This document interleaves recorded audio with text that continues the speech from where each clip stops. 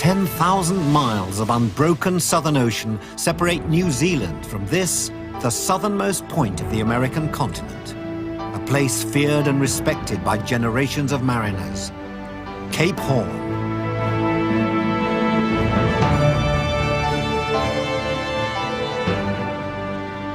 Commander, is this the real Cape Horn? Because I think, you know, I know it's a place of mountainous seas and shipwrecks and all that. It's like a mill pond today. It is real, really, but we have been very lucky. Yeah. This is very unusual to have this fine weather, really. So it's true that normally it's a pretty rough place to. Yes. No more than 20% of the time the weather is like this moment, really. Yeah. So we'll get across onto Cape Horn itself without any trouble. Cape Horn is a place few people ever see, let alone visit. Antarctica is only 500 miles away. This is the one place on Earth where the Atlantic and Pacific Oceans meet. Commander Marino and the Chilean Navy are our hosts and saviors. They know these unpredictable waters better than anyone else.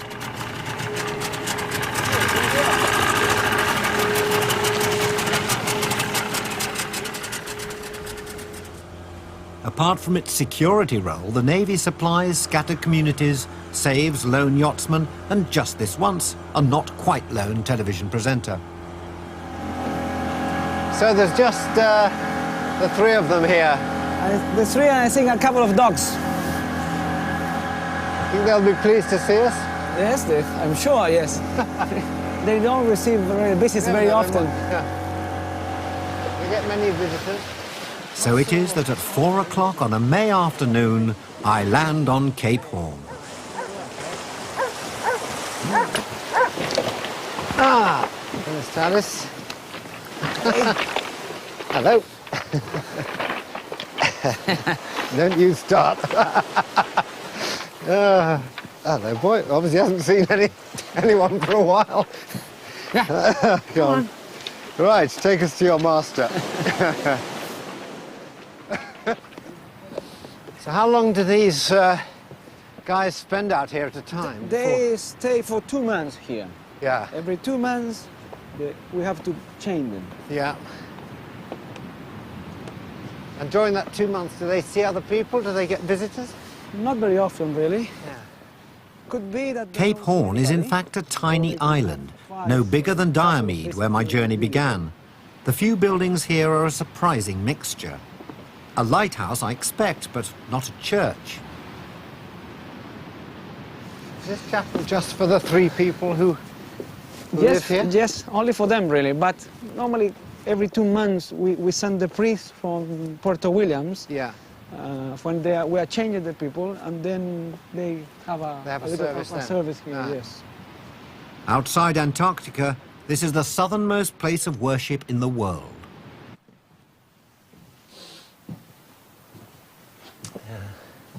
Someone obviously looks after it, don't Oh, yes. they? And here. Gosh, it's such a bleak place. It's beautiful. Still and peaceful. The extraordinary thing about having come here to Cape Horn, besides being a sort of lifetime's dream realised, is that it is the very end of the continent of America. Those are the last few yards of America over there. Or the first few, and for me they are the first few, because now I turn north to follow that spine of mountains which winds its way all the way up to the Bering Strait and Diomede, from which I started. It's another 10,000 miles to go. Let's go. Before I set out, I can't resist sending a card from Cape Horn Post Office. So this will have the Cape Horn stamp on it. It'll be sent from Cape Horn. Yes. That's great. How did it get out? We will have to send it, take it in the ship and send it from Puerto Williams then. Oh, which ship? Our ship? Our ship, yes. Oh, there you are. Okay, thank you. Let's go That's then. it. Easy done. Oh dear, I thought there was a postbox somewhere. Maybe I'll institute one. The Palin Memorial Postbox. Oh, yes.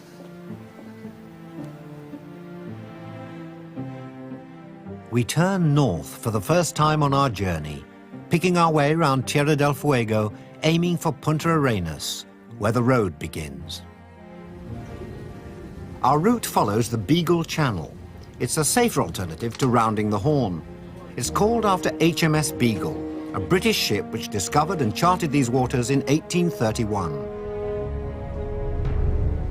Charles Darwin sailed on the Beagle. His theory of evolution was shaped by his observations of this dramatic, ever-changing landscape.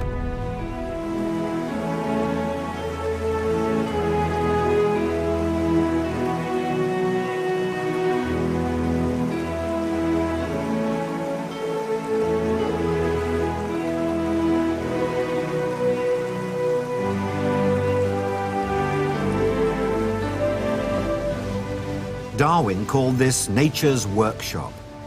There is a real sense here of scenery being created, of solid rock under remorseless pressure.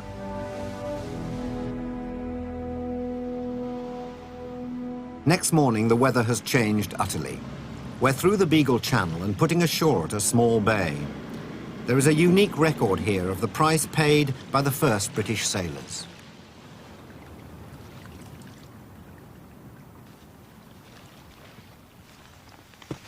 Commander Pringle Stokes, RN, captained the Beagle on its first voyage. He never returned home.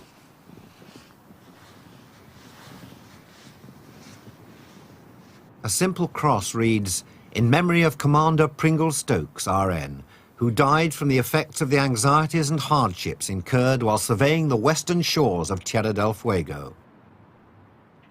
The truth is, he committed suicide.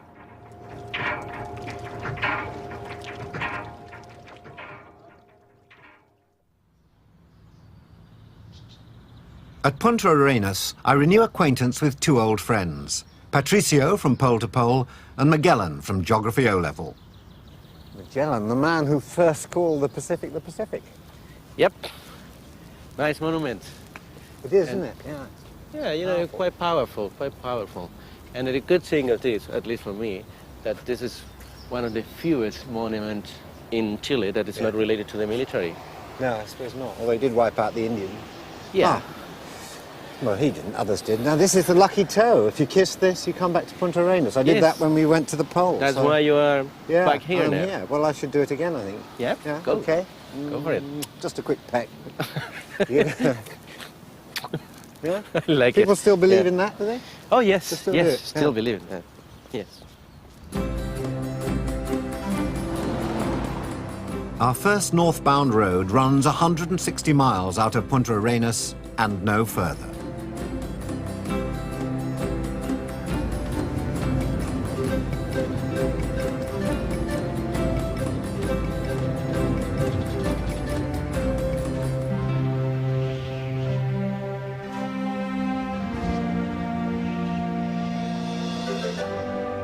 This is our first sight of the Andes, the Torres del Paine Mountains, a foretaste of what lies ahead of us all the way to Alaska. I mean, they're stupendous up there. I don't think I've ever seen peaks quite so sort of jagged and so tall as the towers through there. So they're probably very new geologically. I mean, that must be, this is kind of early. Yeah, I suppose. Well, I mean, you know. Yeah, I suppose. But when I was here the first time, they were here.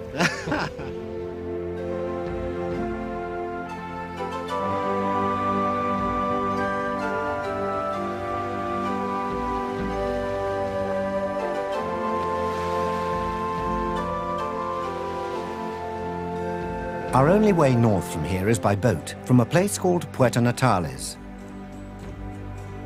It's evening when we reach our destination. There's a cargo ship, the Puerto Eden, leaving at midnight. It's rough and ready and smells ominously like a farmyard.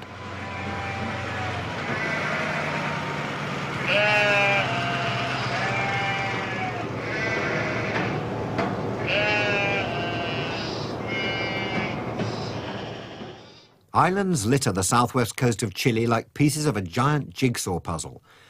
Our route dodges and ducks between them to the island of Chiloe. It will take half a week to get there. Sunrise reveals that overnight the Puerto Eden has become a Noah's Ark. sheep and cattle are squeezed onto trailers that are themselves squeezed onto the cargo decks. The animals look healthy enough in the fresh sea air and the morning sunshine. The truth is that for 4 days and nights, they will have nowhere else to go.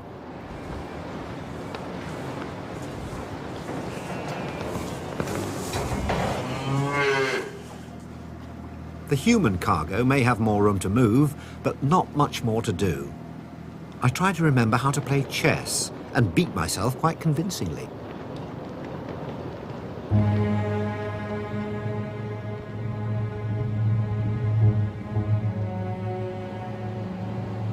There is excitement later as we approach a shallow and dangerous narrows called the Kirke Pass. With so few passengers aboard, it's easy to get a grandstand view. As our captain cuts speed to negotiate the pass, we become a welcome diversion for the local seals and sea lions. They follow our progress with the joyful expectancy of those who've been waiting for a ship to run aground for years.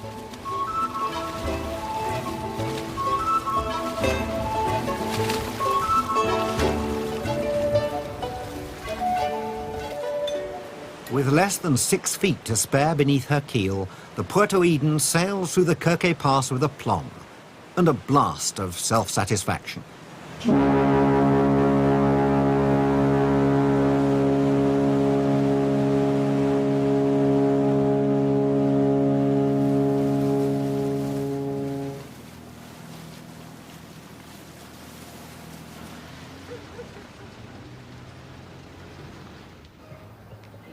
The offshore island of Chiloé has a reputation for poverty, superstition, independence, black magic, music, and rain. To find out if any of this was earned, I talked to Catherine Hall, an American now living here, on a typical Chilote day. My guidebook did say that Chiloé was renowned for rain. It's chilly. Accurate today. It's usually like this in the winter. It also said it's renowned for witchcraft. Is that true? That's true. As the people here say, no creo en brujo caray, pero que los hay, los hay. And that means, I don't believe in witches, but they exist. They do exist. There are witches here. I believe there are too. Have you ever met one? Not that I know of, that's what I say, but I think maybe, I'm not sure. You see, this is the thing about the witches, that they only reveal their identity one to another. They're a very, very secret society. And we believe that this form of operating like a secret society is from the days of the Spanish conquest. It was a kind of a resistance to scare them. What are the characteristics of the Chilote? It's very hard to explain the Chilotes. I'm just going to have to get you to meet them. Yeah. I'm going to take you to meet them, and then you'll know how they are. They're very special. Catherine's right. No sooner have I arrived at a local festivity than I'm put to work. Peeling the potatoes. Sonia's done 153. I've done 4. Sonia is my host at a curanto, a sort of traditional do-it-yourself barbecue. Ahora tiene que comprar papas que no estén peladas porque cuando llegue a su país se haga este mismo trabajo. The trouble is, I belong to that softy world of people who buy Marks and Spencer's ready peeled. I haven't seen potato peel in our house for years. Actually, that's not true. It's not at all true. My wife won't thank me for saying that. It's just I don't see much of it, as you can tell. I do more cerebral things. Y ellos ninguno habla ningún poquito de castellano, de español, ¿no? Hablo un poco español. ¿Sí? Yeah. Yeah. Poquito. Poquito. Yeah, but I like the potatoes. Oh. The potatoes that may well have originally grown on this island. This is the first Hola, Yana. where they came from. ¿Ah? Estamos pelando papa. One of the original Sí, ella world es spuds. una gringuita igual, ¿eh? It's not like any barbecue I've ever been to.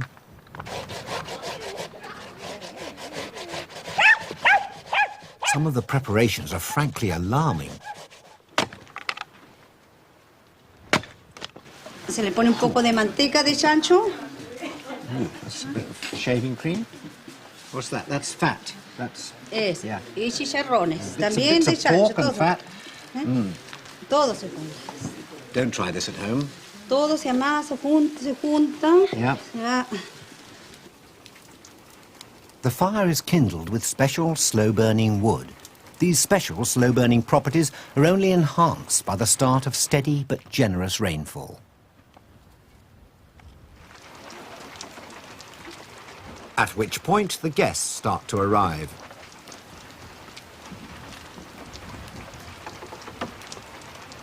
Despite the downpour, the stones have heated nicely and are ready for the clams.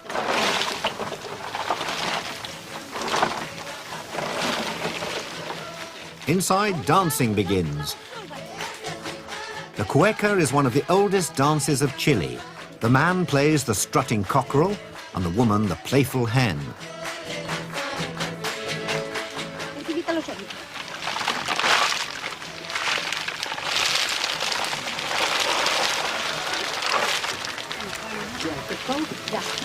La longaniza.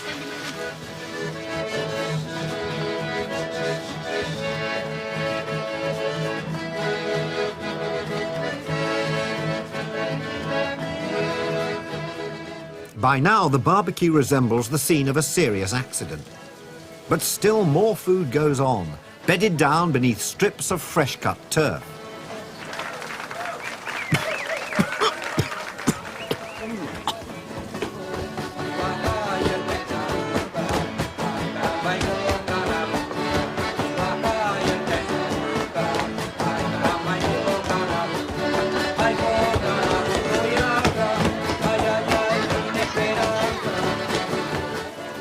At last, the curanto is ready. Somewhere under here, apart from my own homemade rissoles, are clams, mussels, pork chops, salmon, ham, and strings of sausages. All we've got to do now is find them.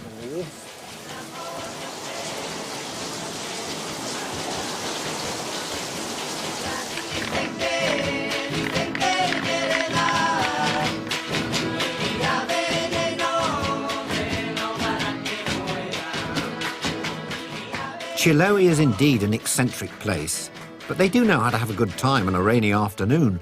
And where else could you learn to play the horse's jawbone?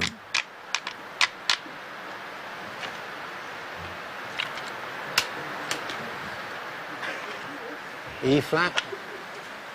E flat, gone for good.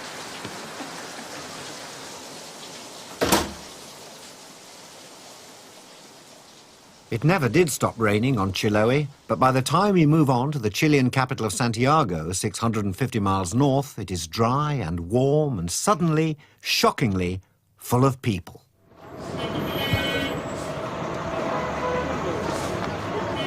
"5 million of Chile's 13 million people live in Santiago, where the most popular name seems to be O'Higgins.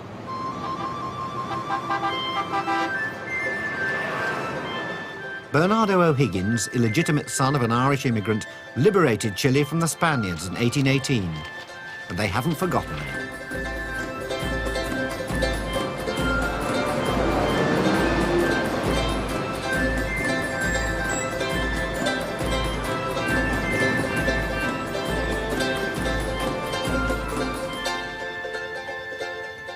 There's even a street named after Bernardo in the cemetery.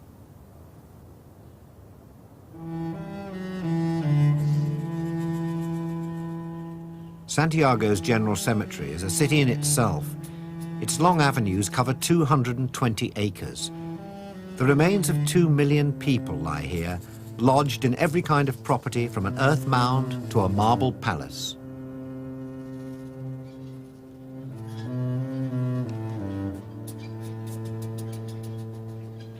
Such is the demand for space that a rental system operates. It can cost up to $200 a year to be dead here.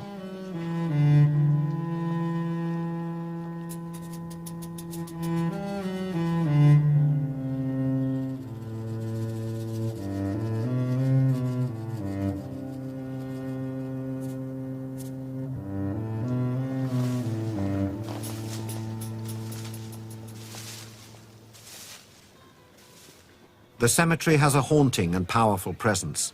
Miracles have been known to take place.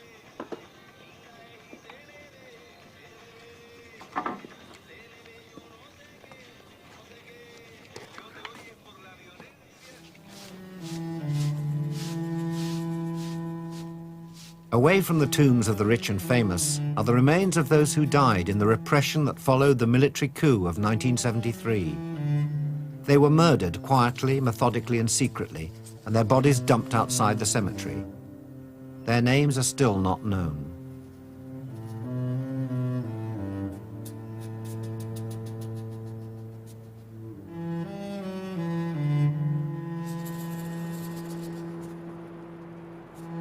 This dark, unhappy period of Chilean history is remembered by the most powerful memorial of them all.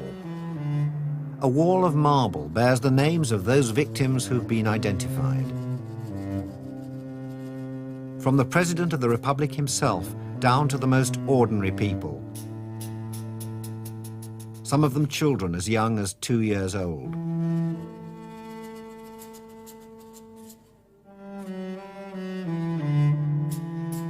These are the names of the dead and disappeared. Another 2,000 remain to be added.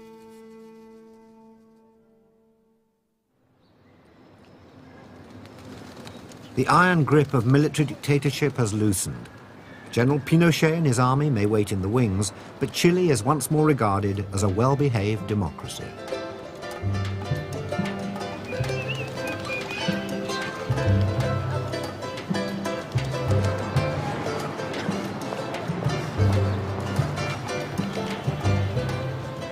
In the Plaza de Armas, life goes on. Men without women cluster around the open-air chessboards.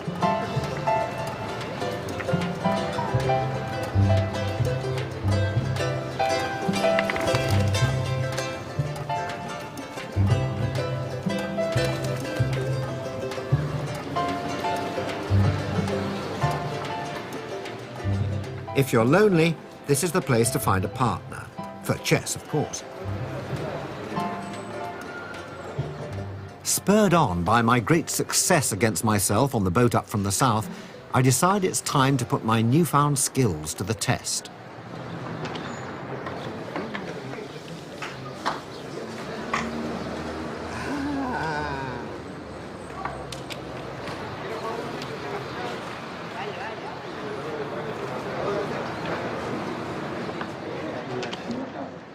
It's a bloodbath. He wins before I've even got the hang of the clock. Sorry. It's finished already. I'm just getting warmed up. I know. Next time I'll put my glasses on. Okay. No, thanks, Gustav. That's good. So that's really... That's really well because you lost the game. Yeah. But you're allowed 5 minutes. 5 minutes, yes, right. How long do we have? Well, we are already playing chess for maybe 3 minutes. 3 minutes? Yes, sure. As evening falls over downtown Santiago, the hilltop park of Cerro Santa Lucia offers a quiet getaway from city smog and traffic. Or so they tell me.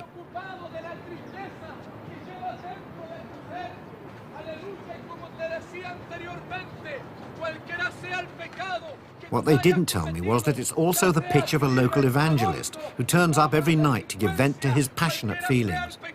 He's not the only one. Hay una puerta que aún está abierta, aleluya, hoy se enciende una luz para tu vida, hoy se enciende la luz de esperanza para tu corazón, esta luz se llama Cristo Jesús, Él no está muerto, Cristo vive, y en esta tarde te ha venido a buscar, bendito sea Dios, para que no sigas sufriendo, para que no sigas triste, para que no vayas, aleluya, a aquel lugar de tormento que dice la Biblia, en el Calvario de la cruz, bendito sea Dios. Cristo no es religión, Cristo no es una secta, Cristo es poder del cielo, es poder transformador que cambia al hombre pecador, que cambia a la mujer pecadora y lo hace una nueva criatura. En esta hora tú puedes volver a nacer, tú puedes tener nueva vida.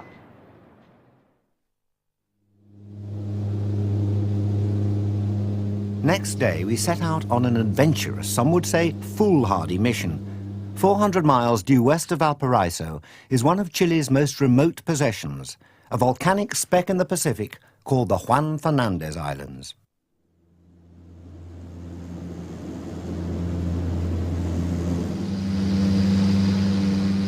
This is the start of the Chilean winter, and our flight has twice been postponed at the last minute. It's fine for now, but any rain will turn this dirt airstrip to mud, and if that happens, we'll be stranded.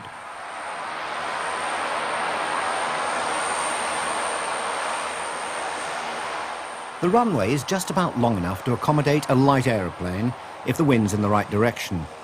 And we all breathe a sigh of relief when we're safely down and heading for the terminal.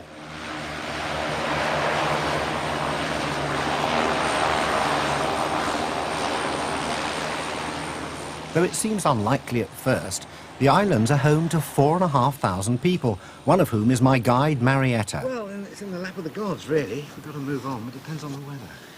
This is our car to go to the bay. Then you can take the boat to go to the town. Okay, I'll just join you in a minute. Just got to pay a call. The facilities are not fully geared up for tourism. Some of the flights have been delayed indefinitely.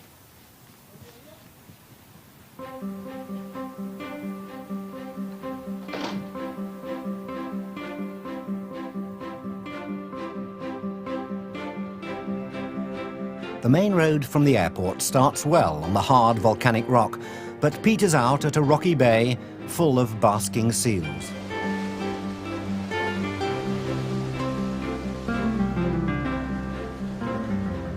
From here, with a bit of luck, a local boatman will take us around the coast to the only town. These islands are world famous. A man called Alexander Selkirk was abandoned on this coast in 1704 and lived alone here until his rescue in 1709. Daniel Defoe was inspired to write a book of his story. He changed Selkirk's name to Robinson Crusoe.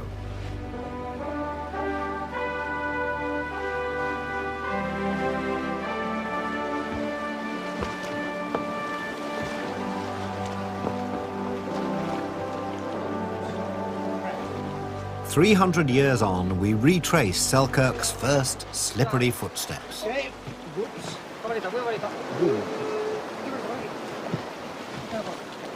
Yeah. There's mountain goats, yeah.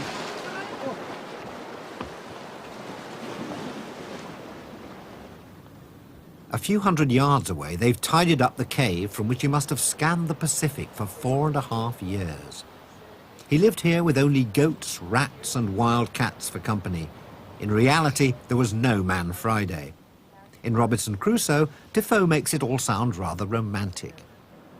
He's got bits. I've got my little book here that says something about him. I fancied myself now like one of the ancient giants, which was said to live in caves and holes in the rocks where none could come at them. This was it? This was the exact cave and hole in the rock? I'd say somebody could come at you here. Yeah. Very small. Mm-hmm. Well, it's actually small, isn't it? Let's get in the middle here. It's really... I think that it was. Alexander Selkirk was by all accounts a thoroughly unpleasant, quarrelsome character who deserved all he got. But after spending 4 minutes in a cave where he spent 4 years, I come away with a sneaking admiration for the old bastard. How long have you lived here? I've been here for 5 years. And where did you live before? In Santiago. Don't you miss Santiago? No. I miss the cinema or the newspaper, but that's all. What brought you here? Why did you come to this lonely island in the middle of nowhere? I came like a tourist for 5 days, and I never left the island. Did you marry an islander then? Yes. And I have 2 kids, and it's a very nice place for the kids because it's very safe. They can go everywhere they want, there's no danger. There is something appealing in the silence and seclusion of this dot in the ocean. Unlike Selkirk, I'm in no hurry to leave.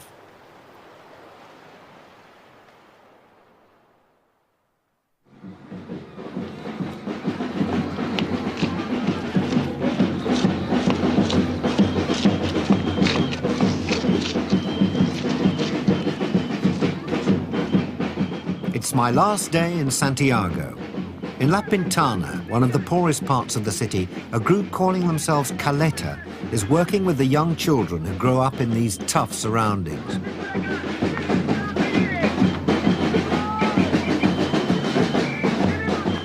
Caleta, which means refuge, tries to create an alternative to poverty that doesn't involve drugs or crime.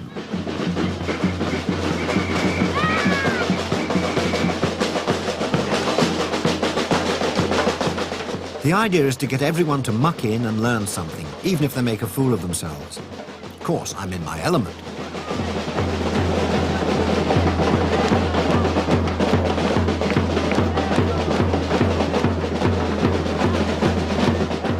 Caletta, with few resources except energy and enthusiasm, is committed to helping these children. Very few others are.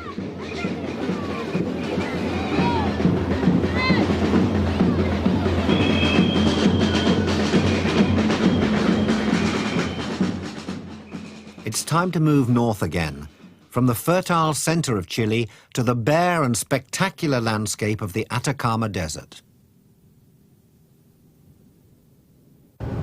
Trapped between the high Andes and the cold, rainless offshore current, there are places in the Atacama where no rain has ever fallen.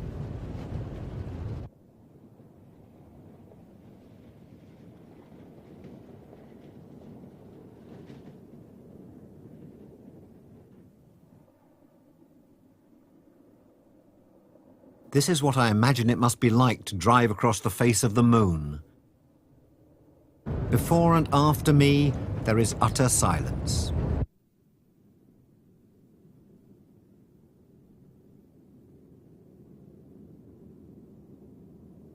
Nothing moves in this petrified landscape, day after day after day.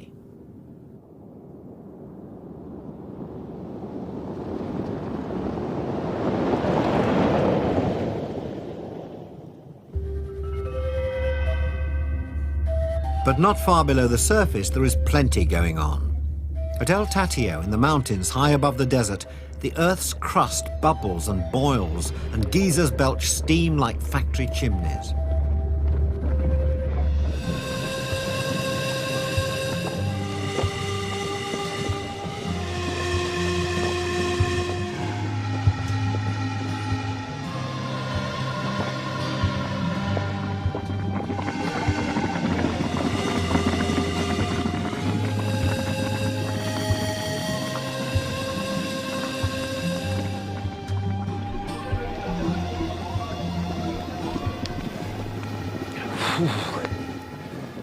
Well, contrary to appearances, this great jacuzzi of a landscape is actually set in a very, very cold part of the Andes. It's about, my wonderful gadget here says it's about -10, and we are at 4,270 meters, which is, wait a minute, 1,190 feet, which is, I think, the highest I've ever been in my life.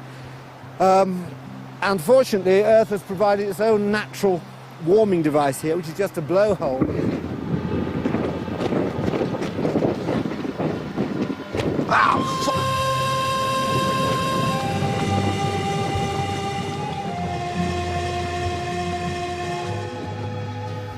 Now for an Atacama breakfast, an egg boiled on the Earth's crust. Oh! Ow!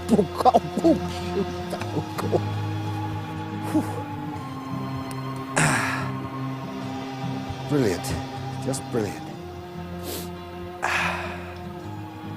It's a long way to come, but it's worth it.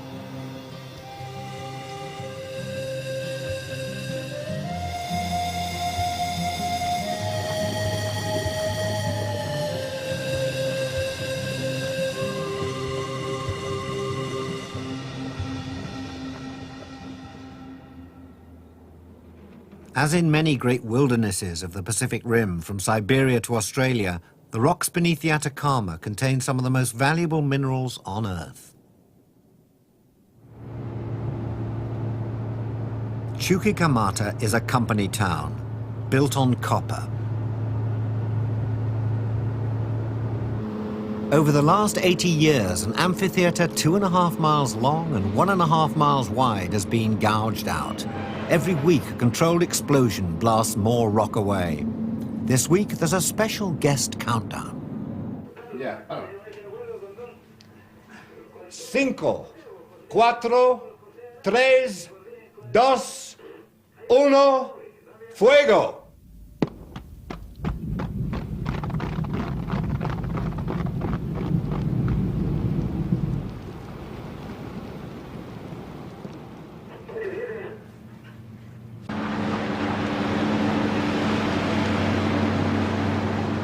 Chuquicamata is a world of giants. It's the largest open-pit mine in the world. Shovels lift 60 tons at a time and fill dump trucks high as a two-story house. Each of these tires that are rolling over our cameraman cost $12,000. But this is only half the operation. I'm taken down to the smelting plant and foundry, where thousands of tons of rock are turned into tiny amounts of pure copper.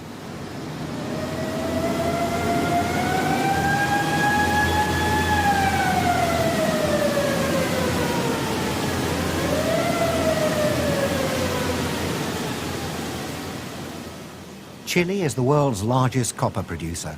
These furnaces have been working continuously for 7 months. Despite pollution problems and recent scares over arsenic poisoning, neither Chile nor the world could afford to shut down Chuquicamata.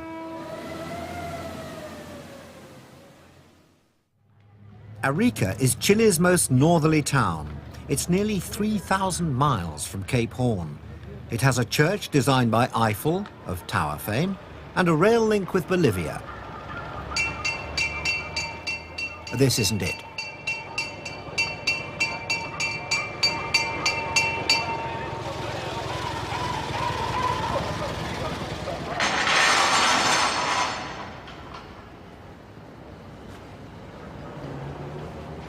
Twice a week, a railway service leaves Arica for the Bolivian capital, La Paz.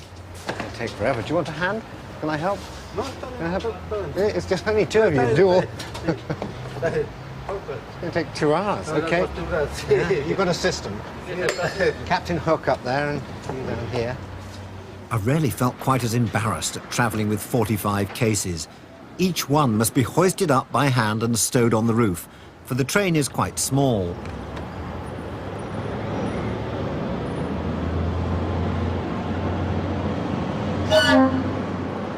In fact, it's a lot smaller than most of us had expected. Some passengers are local, some have come from countries far away. None have come quite as far as the train itself. We're to cross the Andes on a rail bus built for the branch lines of Munich 30 years ago.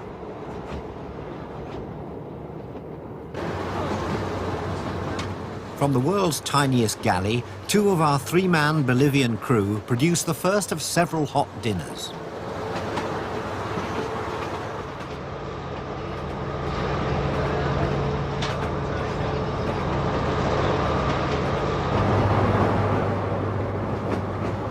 This line was built by the British in 1911.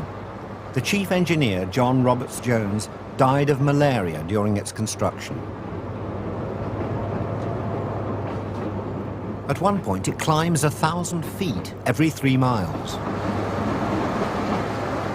All this land used to belong to Bolivia, but Chile seized it in 1884. Now Bolivia has no link with the sea, except by arrangement with Chile and Peru.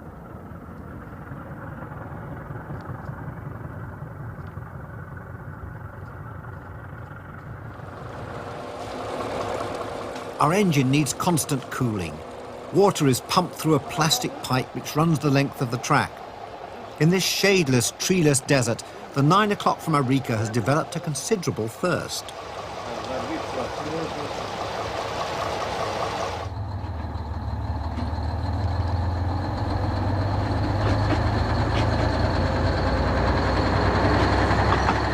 Three and a half hours after leaving the Pacific, we're at 10,000 feet and still climbing.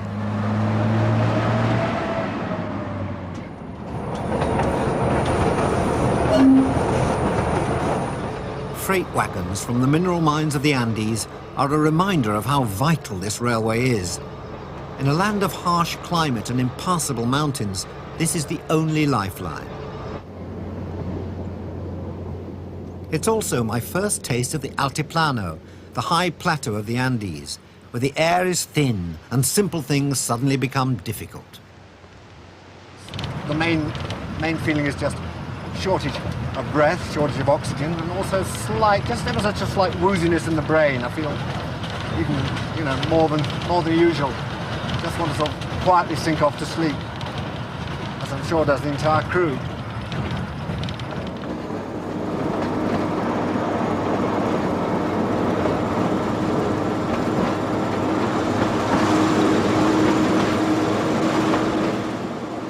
As if to confirm that I've arrived on the high plain, herds of llamas are everywhere.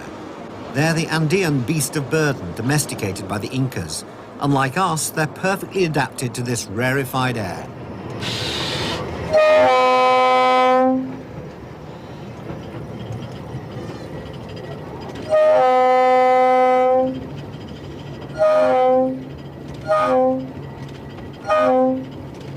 Oh, yes! 6.5 hours and a few llamas after leaving Arica, we've reached the Bolivian border. It's only 130 miles from the Pacific, but everything is different. We're entering the poorest country in South America. Up here, the walls are made of mud, and the soldiers' uniforms are a shocking contrast to their crisp counterparts in Chile.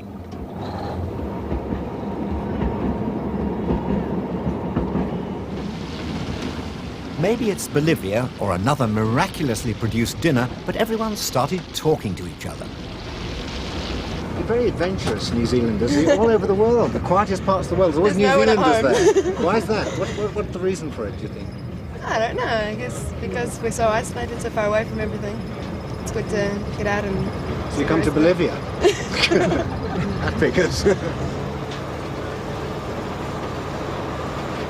How are you feeling? Terrible.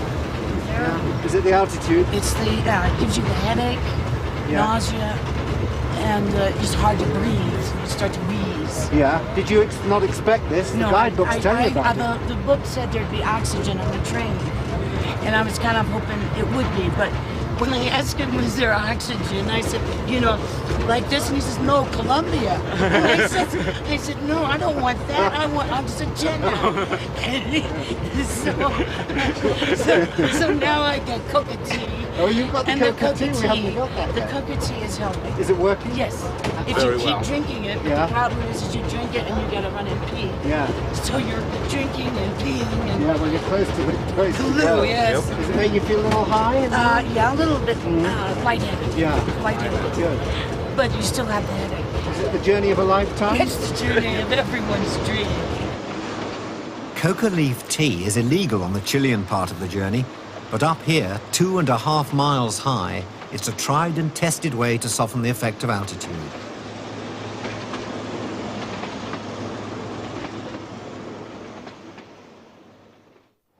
A few hours later, the lights of La Paz twinkle below us. The end is near.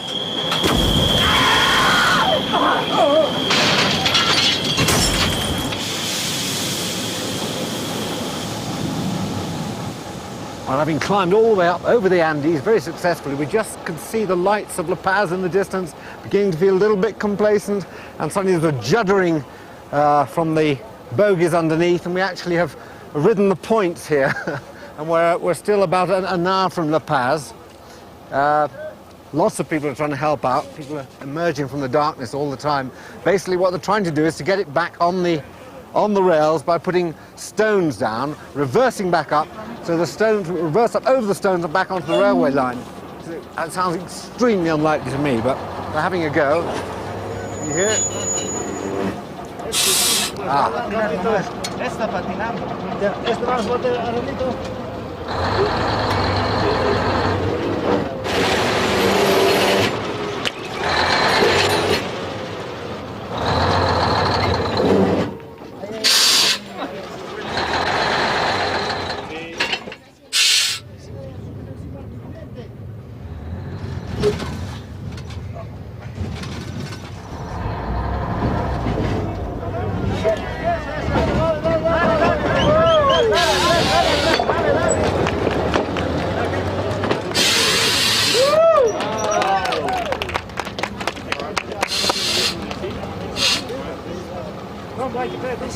Bad, the rock theory of how to re-rail a train. It obviously works. Just got to have a derailment where there's plenty of rubble.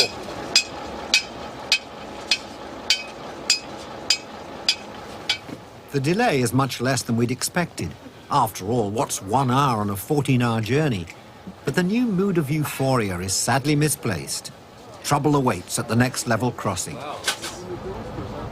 The gates to La Paz are opened for us, but no one's been told we're coming.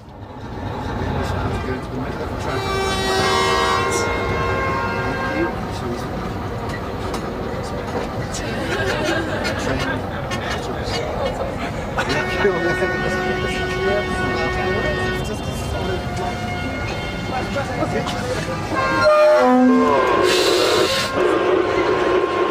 you can see, we've got a right-of-way problem here. This is the railway line, and this is the road, and our conductor's trying to get people to clear out of the way. That's it, they've cleared them out so we can go on. Getting to La Paz is not easy.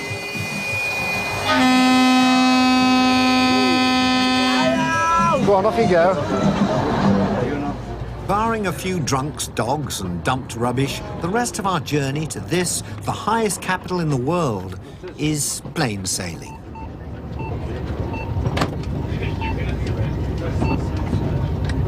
Atento Santiago para Faro 41. To our enormous relief, the lights are still on at La Paz station when our heroic vehicle finally pulls in. We've crossed the Andes at 16.4 miles an hour. I'm not sure if it's a baggage trolley or a hearse that comes to meet us. Quite frankly, either would suit me.